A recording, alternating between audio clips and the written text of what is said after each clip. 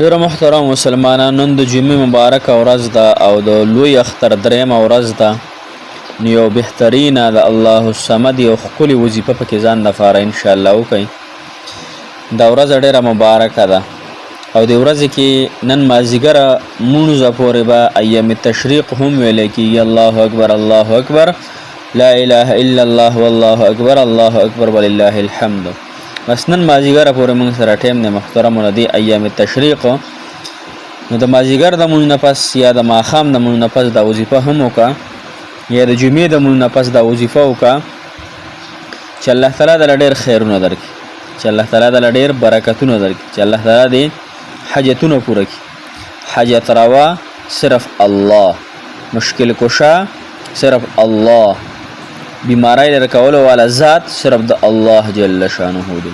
د الله تعالی په ذات او په صفاتو باندې چې زما او ستاسو یقین پیدا شي چې دنیا کې څه هم کېږي نه د الله تعالی په حکم او په قدرت سره کېږي. مخلوق د الله تعالی د حکم او ارادې نه بغیر هیڅ هم نشي کولی. ټول مخلوق الله تعالی ته په خپل کار کې په خپل اراده کې محتاج دي. موږ الله تعالی ته محتاج یو. الله تعالی هیڅ چا ته په هیڅ کار کې نه دی محتاج. الله تعالی په خپل حکم او قدرت سره هر څه کولی شي. مخلوق د الله تعالی د حکم او ارادې نه بغیر هیڅ هم نشي کولی. چې دا زما او ستاسو یقین وي. لا اله الا الله، الله نه کېږي، د الله د غیر نه نه کېږي. زما او ستاسو دا عقیده پیدا شوه، الله تعالی به زما او ستاسو بې حامی او ناصر مددګار شي. الله تعالی به زما او ستاسو حاجت روا شي او زما او ستاسو به مشکل کشا شي. السلام علیکم ورحمت الله وبرکاته. ډېر معزز محترم او قابل قدر مسلمانان ورونو خویندو او هغه مسافر کوم چې بهر وطنونو کې ژوند کوي، الله تعالی د ټولو مسافرو حامی او ناصر مددګار شي. الله جل شانه هم ډېر اونازوه. الله تعالی مو حاجتونه پوره کړه، الله تعالی مو مشکلات اسان کړه، الله تعالی مو د ټولو غمونه دردونه فکرونه الله تعالی ختم کړه. محترمو، نن د جمعې مبارکه ورځ هم ده او د اختر لوی اختر درېیمه ورځ هم ده. نو یو مولانا لیکلی دی دا دوه برکتونه راټول شوي دي، یو خوا د جمعې مبارکه ورځ او بل خوا د اختر درېیمه مبارکه ورځ.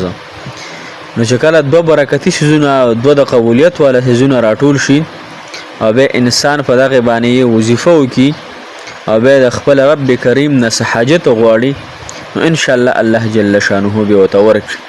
ځکه د الله تعالی در لوی دی، د الله تعالی خزانې ډکې دي. زما او ستاسو نیتونه سم نه دي. ما او تاسو حاسدین هم یو، ما او تاسو شر کوونکي هم یو په هر اعتبار سره. بل مسلمان دم چې ته فایده ورنه کړه.